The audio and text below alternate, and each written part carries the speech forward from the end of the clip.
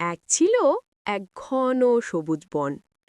সূর্যের আলো যখন গাছের ফাঁক গলে বনের মাটিতে পড়ত, তখন যেন সোনালি ঝিলিক ছড়িয়ে যেত চারপাশে।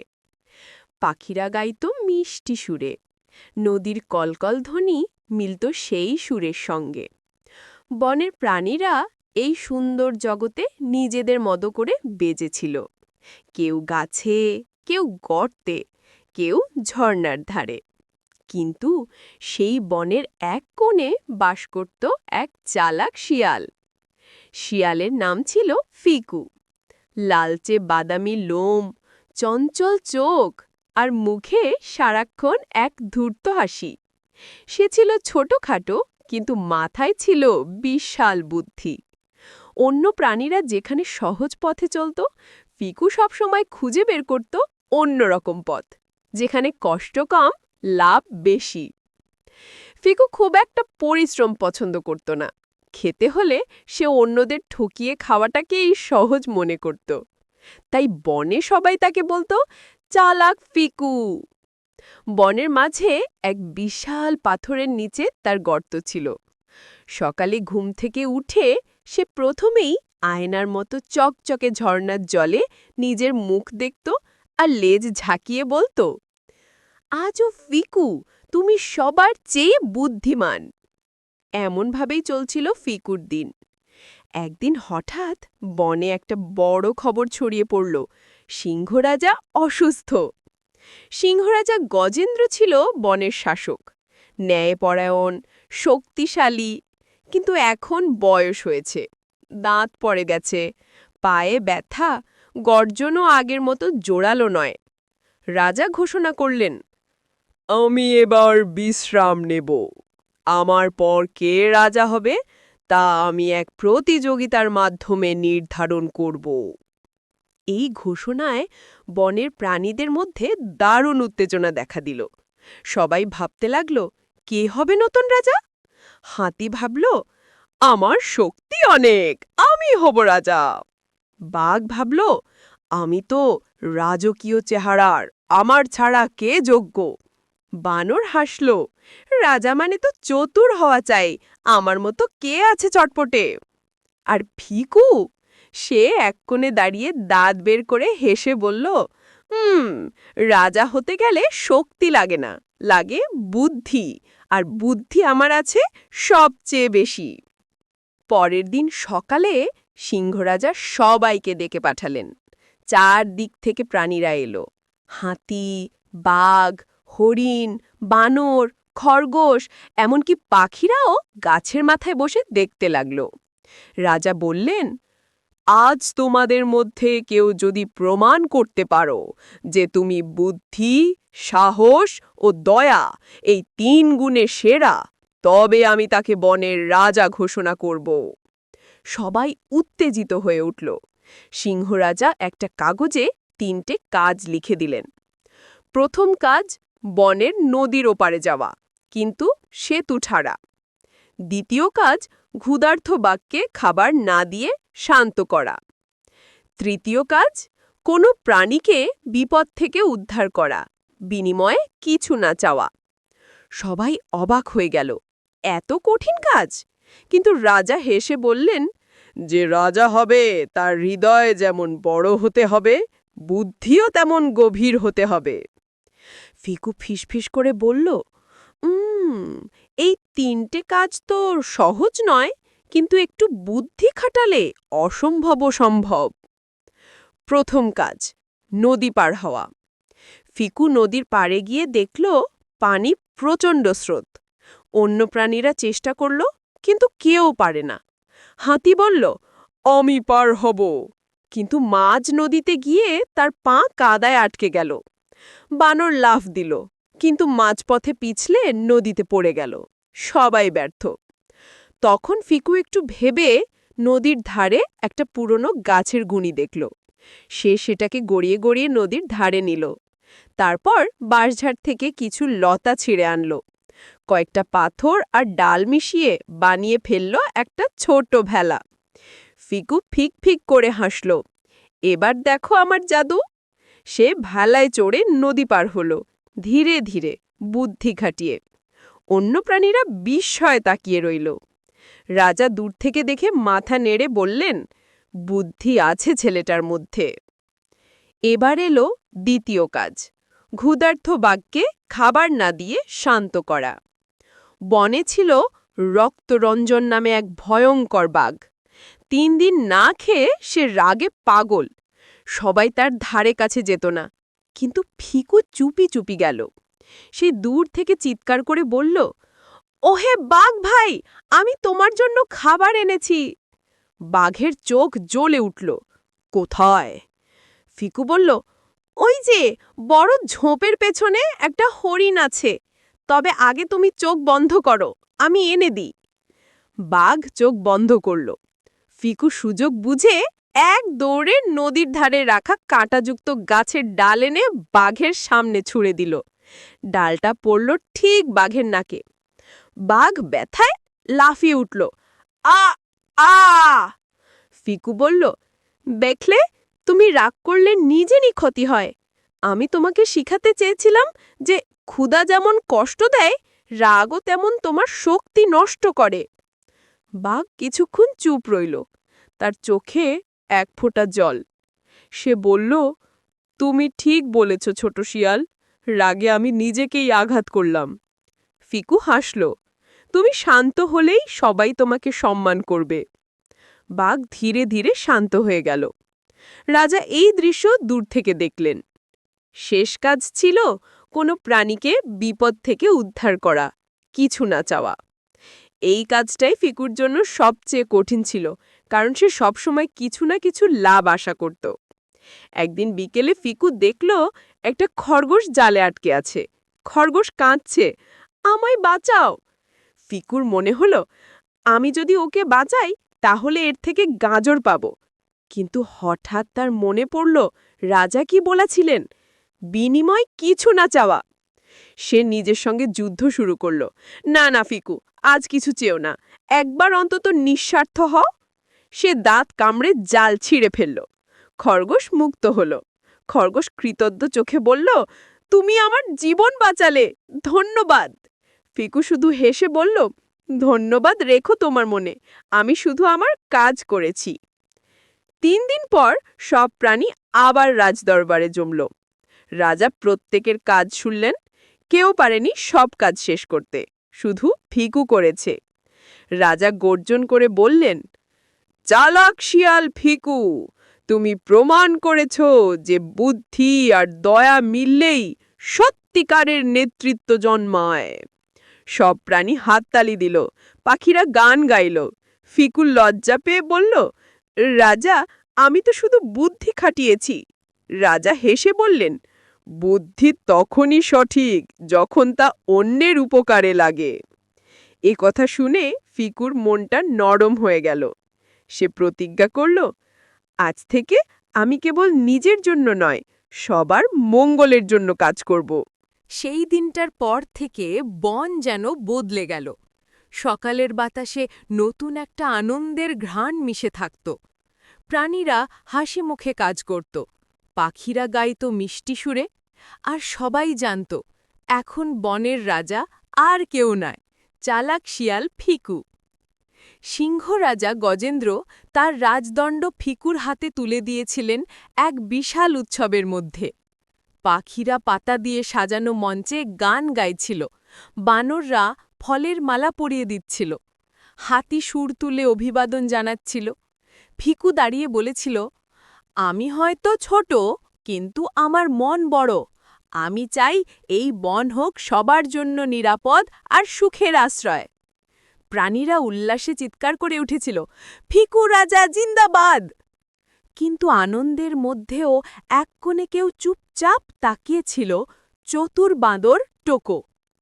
টোকো একসময় ফিকুর বন্ধু ছিল। দুজনেই ছোটবেলায় একসঙ্গে ফল চুরি করত, নদীতে সাঁতার দিত, ঝোপের নিচে লুকিয়ে খেলত। কিন্তু রাজা হওয়ার পর ফিকু যখন তার পাশে আর আগের মতো সময় কাটাতে না পারল, টোকোর মনে হালকা ঈর্ষা জন্ম নিল। সে নিজের মনে বলল, ফিকু আগে আমার সঙ্গে হাসত, খেলত, এখন শুধু রাজ্যের কথা। আমিও কি কম বুদ্ধিমান? এই ঈর্ষাই টোকোর মনে একটা অন্ধকার বীজ বপন করল। ফিকু সত্যিই চেষ্টা করছিল সবার ভালো করার। সকালে পাখিদের জন্য বনের মাঝখানে একটা ছোট জলাধার বানালো, যাতে তারা গরমে পান করতে পারে। হাতিদের জন্য নতুন ঘাসের মাঠ নির্ধারণ করল। হরিণদের জন্য আলাদা জায়গা ঠিক করল। সে এমনকি একদিন রাজদরবারে ঘোষণা করল, আজ থেকে কোনো প্রাণী অন্য প্রাণীর খাবার চুরি করবে না, সবাই নিজের ভাগে সন্তুষ্ট থাকবে, আর কেউ যদি অন্যকে কষ্ট দেয় তাকে বিচার দিতে হবে। সবাই খুশি হল, কিন্তু টোকো মুখ ফিরিয়ে নিল।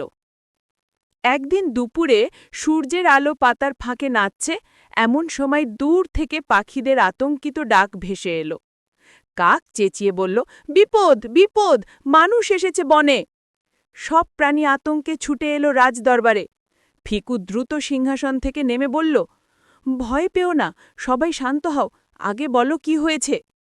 একটা ছোট টিয়া পাখি বলল, মানুষেরা গাছ কাটছে রাজদরবারের উত্তর দিকে, তাদের সঙ্গে আগুন, দা আর কুঠার।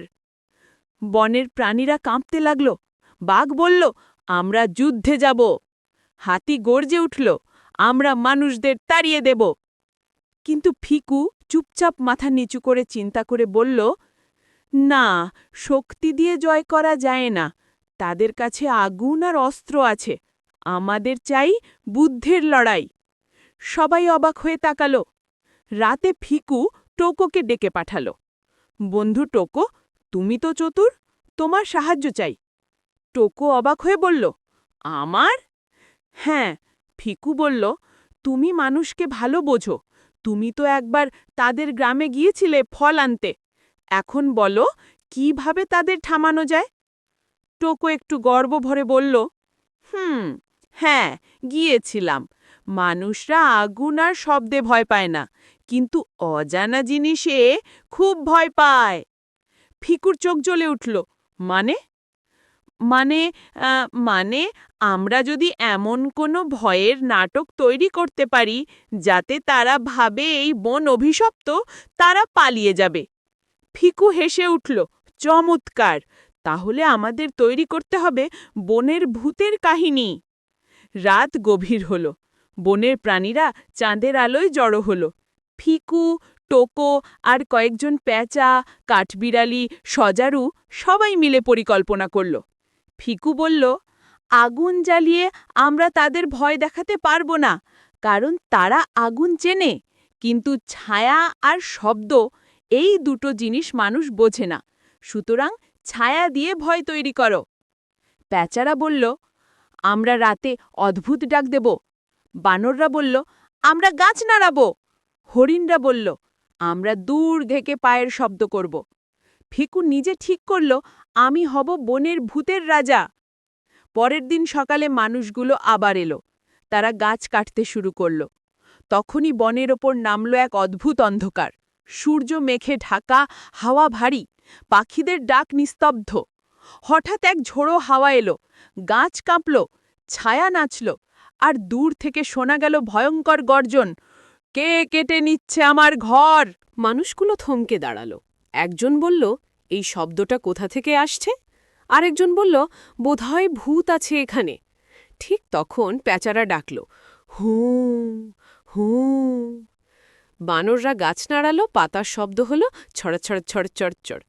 আর ফিকু একটা উঁচু গাছের ডালি উঠে লাল রঙের কাদায় মুখ মেখে গর্জে উঠল, এই বন বেঁচে আছে, পালাও! মানুষগুলো ছুটল দিকবিদিক, কেউ জুতা হারালো, কেউ কুঠার ফেলে দিল। বন আবার শান্ত হল। সব প্রাণী উল্লাসে চেঁচিয়ে উঠল, ফিকু রাজা জিন্দাবাদ, আমাদের বন রক্ষা পেয়েছে। সবাই ফিকুর প্রশংসা করল, কিন্তু টোকোর মনে একটা কাঁটা বিঁধল। সে ভাবল, এই পরিকল্পনাটা তো আমি দিয়েছিলাম, সবাই শুধু ফিকুর নাম নিচ্ছে কেন? তার মনে হালকা কালো ধোঁয়া জমল। সেই রাতে টোকো একা বসে ফিসফিস করে বলল, একদিন আমি প্রমাণ করব, আমার বুদ্ধিও কম নয়। কয়েকদিন পর বনে নেমে এলো ভারী বৃষ্টি। নদী ফুলে ফেপে উঠল, গাছের গোড়া কাদা হয়ে গেল। ছোট প্রাণীরা গর্তে পানি ঢোকে কষ্টে পড়ল। ফিকু রাজা চিন্তায় পড়ল। এখন আমার রাজ্যের প্রাণীরা বিপদে। আমি যদি সাহায্য না করি, রাজা হিসেবে আমি ব্যর্থ হব। সে ঘোষণা দিল, সব বড় প্রাণী ছোট প্রাণীদের সাহায্য করবে। হাতিরা বাঁধ তৈরি করবে, বানররা গাছে দড়ি বেঁধে আশ্রয় বানাবে। সবাই কাজ শুরু করল, কিন্তু তখনই দেখা দিল নতুন বিপদ। নদীর উজানে একটা বিশাল গাছ ভেঙে নদী বন্ধ করে দিয়েছে, ফলে পানি জমে যাচ্ছে। যদি গাছটা না সরানো যায়, পুরো বন ডুবে যাবে। ফিকু দ্রুত সেখানে পৌঁছাল। নদী উত্তাল আর গাছটা মাঝখানে আটকে আছে। সবাই ভয় পেয়ে দূরে দাঁড়িয়ে। বাঘ বলল, ওটা সরানো অসম্ভব। হাতি বলল, পানি খুব গভীর। ফিকু একটু ভাবল, তারপর বলল, অসম্ভব কিছুই নেই যদি সবাই একসাথে চেষ্টা করি। সে নির্দেশ দিল, হাতিরা নদীর দুই পাশে দাঁড়াও, বানররা লতা এনে দাও, আমি ভেলার ওপর উঠব। সবাই অবাক হয়ে দেখল, রাজা নিজে পানিতে নামছে। ফিকু ভেলার ওপর উঠে লতা দিয়ে গাছটার এক মাথায় বাঁধল, আর একটা মাথা হাতিদের সুরে বাঁধা হল। এখন সবাই একসাথে টানো। সব প্রাণী একসঙ্গে চিৎকার করল, 1 2 3। গাছটা ধীরে ধীরে সরল, তারপর নদীর স্রোতে ভেসে গেল দূরে। পানি নামতে শুরু করল। প্রাণীরা উল্লাসে ফিকুর দিকে ছুটে গেল। খরগোশ বলল, রাজা আপনি না থাকলে আমরা বাঁচতাম না। ফিকু ভেজা লেজ ঝাঁকিয়ে হাসল, সবাই মিলে করেছ, একা কেউ কিছু পারে না। সব যখন খুশি, তখন টোকো দূর থেকে দাঁড়িয়ে রইল। তার মন কেমন যেন ভারী লাগছিল। রাতে সে ভাবল, সবাই ফিকুকে ভালোবাসে, কেউ আমাকে মনে রাখে না। যদি এমন কিছু করি যাতে ফিকুর সুনাম নষ্ট হয়। তার মাথায় একটা খারাপ চিন্তা এলো। সে পরদিন ভোরে রাজদরবারে গিয়ে বলল, রাজা ফিকু, আমি শুনেছি দক্ষিণের জঙ্গলে এক বৃদ্ধ প্যাঁচা আছে, যার কাছে আছে জাদুর ফল। সেটা খেলে যে কেউ আরও বুদ্ধিমান হয়ে যায়। আপনি যদি সেটা আনেন, তাহলে আপনি চিরকাল রাজা থাকতে পারবেন। ফিকু বলল, জাদুর ফল? আমি তো এমন কিছু শুনিনি। টোকো বলল, আমি জানি, আমি আপনাকে পথ দেখিয়ে নিয়ে যাব। ফিকু সরল মনে রাজি হল। দুজন রওনা দিল দক্ষিণের জঙ্গলে। পথে ঘন কুয়াশা, কাঁটা, অদ্ভুত গাছ। ফিকু ভাবল, এই জঙ্গলটা কিছুটা অচেনা। টোকো মুখ নিচু করে হাঁটছিল, তার উদ্দেশ্য কিন্তু ভালো ছিল না। সে ফিকুকে হারিয়ে ফেলে নিজে রাজা হতে চেয়েছিল। এক জায়গায় এসে সে বলল, এইখানেই প্যাঁচা থাকে, আপনি এই গুহায় ঢুকুন, আমি বাইরে পাহারা দিই। ফিকু কিছুটা সন্দেহ করল, কিন্তু বিশ্বাস করল বন্ধুকে। গুহার ভেতরে ঢুকেই ফিকু দেখল অন্ধকার, শীতল, চারদিকে শুধু পাথর। হঠাৎ এক অদ্ভুত আওয়াজ শোনা গেল, কে আমার ঘরে? ফিকু থরথর করে কাঁপল, কিন্তু তার স্বভাব ছিল ভয় পেলেও বুদ্ধি খাটানো। সে বলল, আমি ফিকু রাজা, তোমার সাহায্য চাই। আওয়াজটি হাসল, রাজা, আমি প্যাঁচা নই, আমি সাপ। এক বিশাল কালো সাপ বেরিয়ে এলো। ফিকু এক লাফে পেছনে সরে গেল। গুহার মুখে দৌড়ে গেল, কিন্তু দেখল টোকো নেই। সাপ গর্জে উঠল, তুমি আমাকে বিরক্ত করলে, এখন তুমি আমার খাবার। ফিকু চারপাশে তাকালো, গুহার পাশে কিছু শুকনো ডালপালা। সে হঠাৎ মাথায় একটা বুদ্ধি আনল, হে মহাশক্তিশালী সাপ, আমি রাজা, রাজাকে খেলে তুমি অভিশপ্ত হবে, আমার রাজমুকুট তোমার জন্য উপহার। সাপ কৌতূহলী হয়ে বলল, মুকুট? ফিকু দ্রুত ডালগুলোকে জড়িয়ে একটা চকচকে মুকুটের মতো বানিয়ে সাপের মাথায় রাখল। সাপ আনন্দে বলল, ও, আমি রাজা। ঠিক সেই মুহূর্তে ফিকু গুহার মুখ দিয়ে বাইরে লাফ দিল। সাপ তার পেছনে ধাওয়া করল, কিন্তু গুহার দরজা সরু ছিল, সাপ আটকে গেল। ফিকু হাঁপাতে হাঁপাতে দৌড়ে দূরে গিয়ে বলল, রাজা হতে চাও, কিন্তু বুদ্ধি ছাড়া রাজত্ব করা যায় না। ফিকু অনেক কষ্টে বনে ফিরে এলো। টোকো তখন ভয়ে কাঁপছে। ফিকু ক্লান্ত কণ্ঠে বলল, তুমি এমন করলে কেন টোকো? টোকো চোখ নামিয়ে বলল, আমি ঈর্ষা করেছিলাম বন্ধু, ভেবেছিলাম তুমি রাজা আর আমি কিছুই নই। ফিকু চুপ করে রইল, তারপর মৃদু হাসল, টোকো, তুমি যদি চাও, রাজা হতে না পারো, কিন্তু বন্ধু হতে পারো। বন্ধুত্বে কোনো রাজা প্রজা নেই।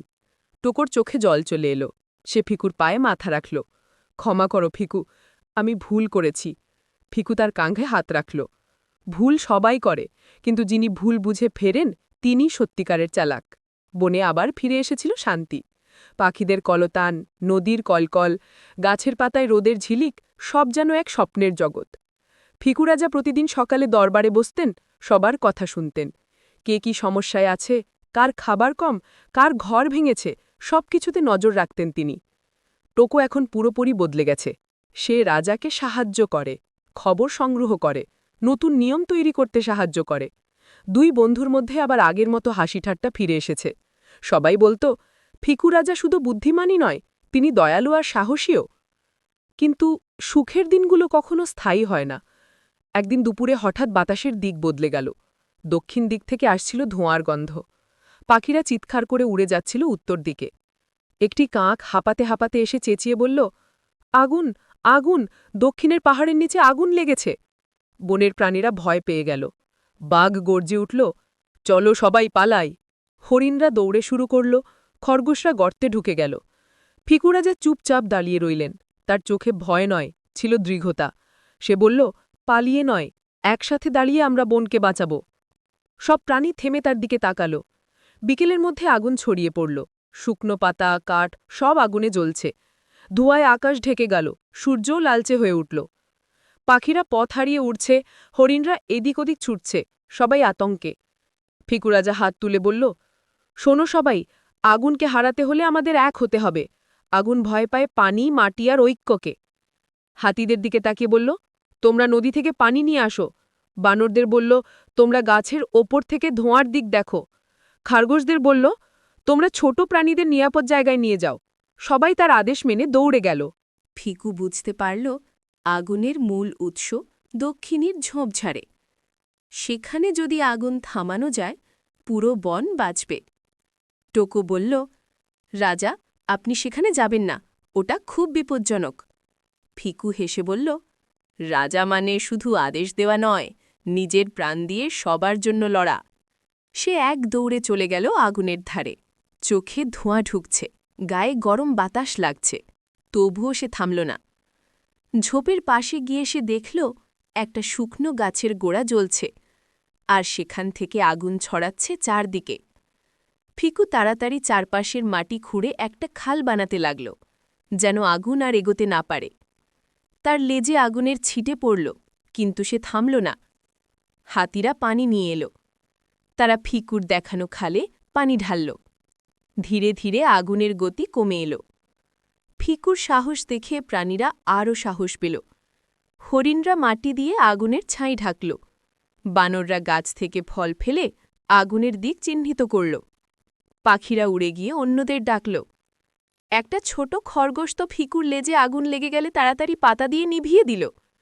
ফিকু হেসে বলল, তুমি সত্যিকারের বীর।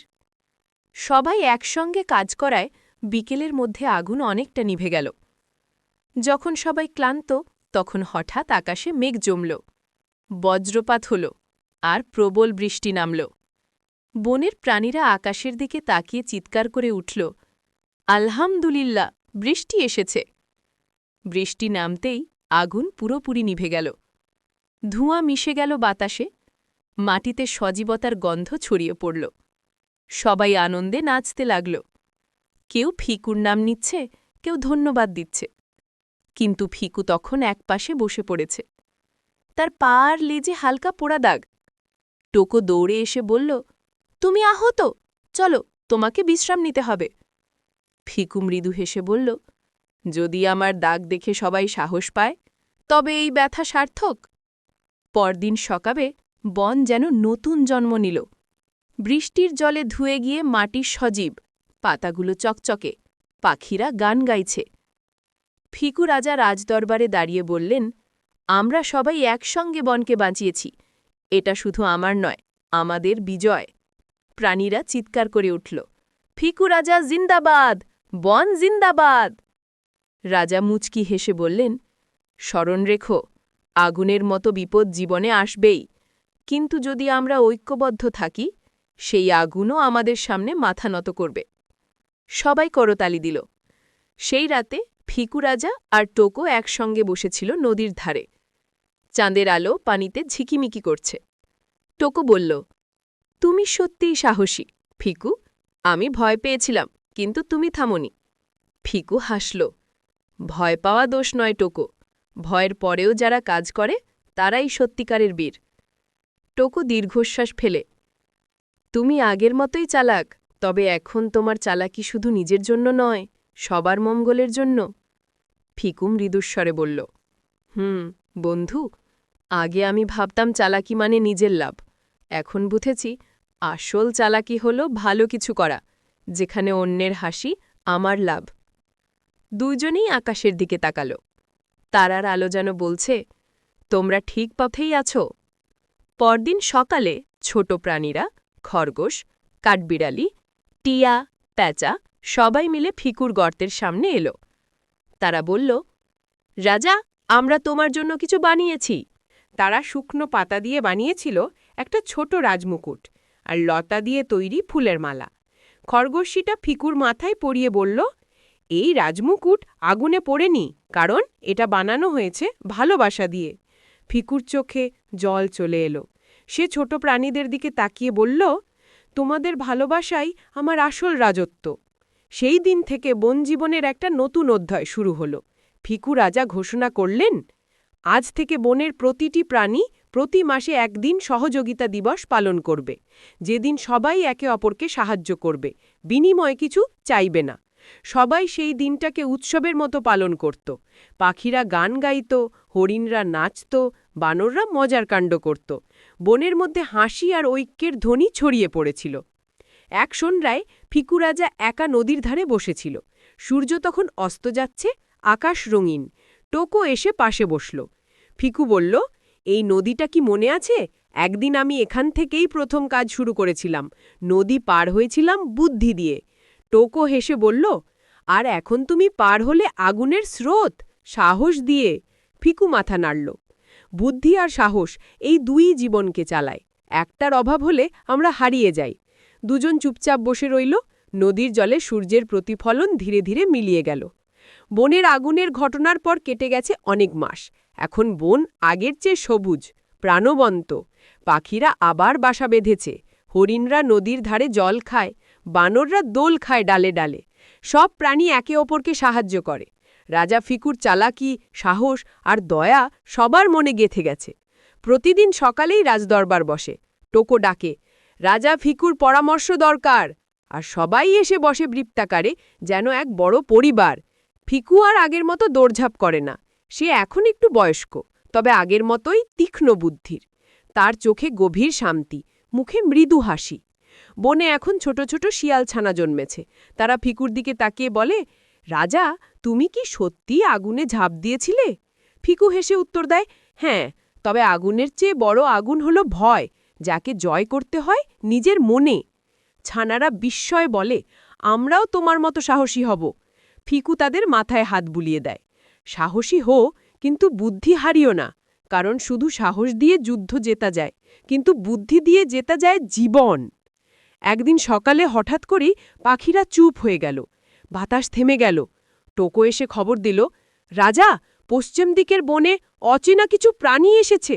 তারা গাছ কাটছে, পাখির ডিম ভাঙছে, নদীতে জাল ফেলছে। ফিকুর ভ্রু কুঁচকে গেল।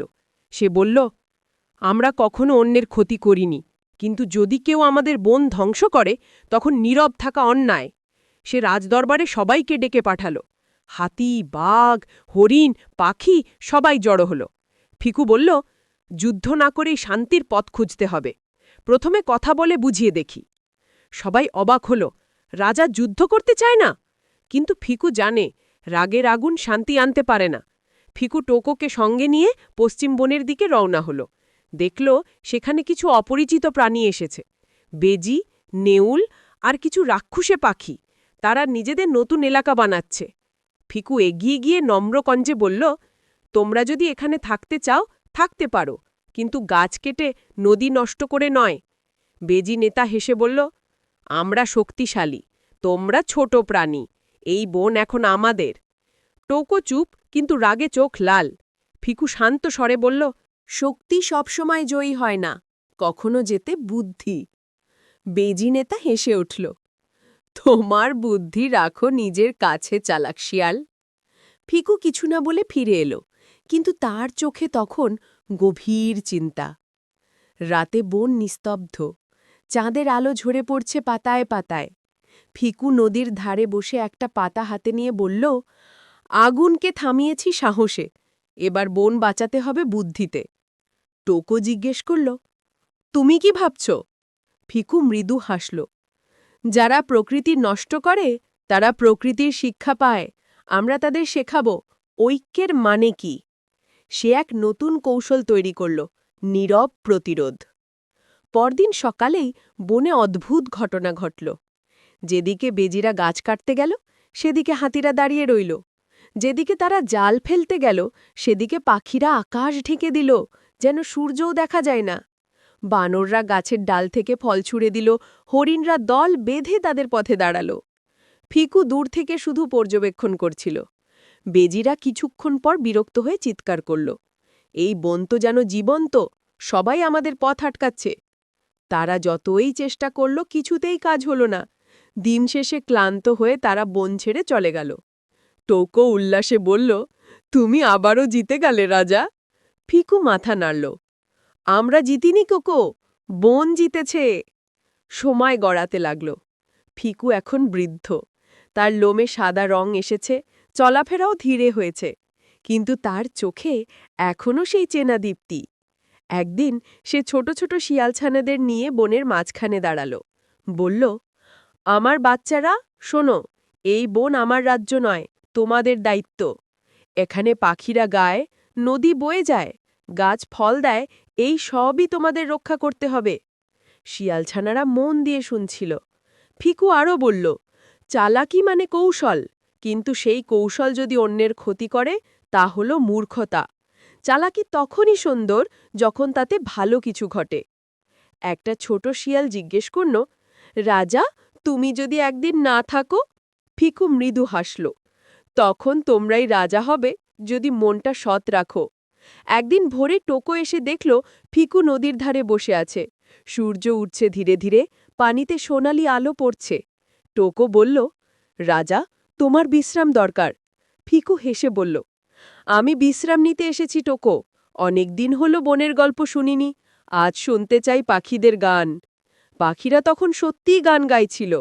বাতাসে পাতার দোল, নদীর শব্দ, সব যেন ফিকুর জীবনের সুরে মিশে গেছে।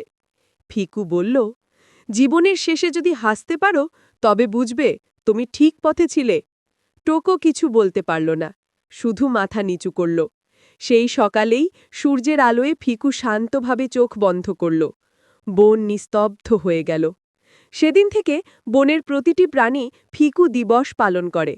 সেদিন সবাই গাছ লাগায়, নদীতে পরিষ্কার পানি ঢালে, ছোট প্রাণীদের সাহায্য করে। শিয়ালছানারা এখন গল্প বলে, একটা চালাক শিয়াল ছিল যার বুদ্ধি ছিল ভালোবাসার মতো, আর যার রাজ্য ছিল সবার হৃদয়ে। নদীর ধারে এখনও একটা পাথর আছে যেটাতে লেখা, যে নিজের জন্য নয় সবার জন্য ভাবে সেই প্রকৃত চালাক। টোকো প্রতিদিন সেখানে যায়, মাথা নিচু করে বলে, বন্ধু, তোমার শেখানো পথেই আজও বন বেঁচে আছে। বাতাসে যেন ফিকুর হাসির সুর ভেসে আসে। চালাকি মানে নিজের জয় নয়, সবার মুক্তি।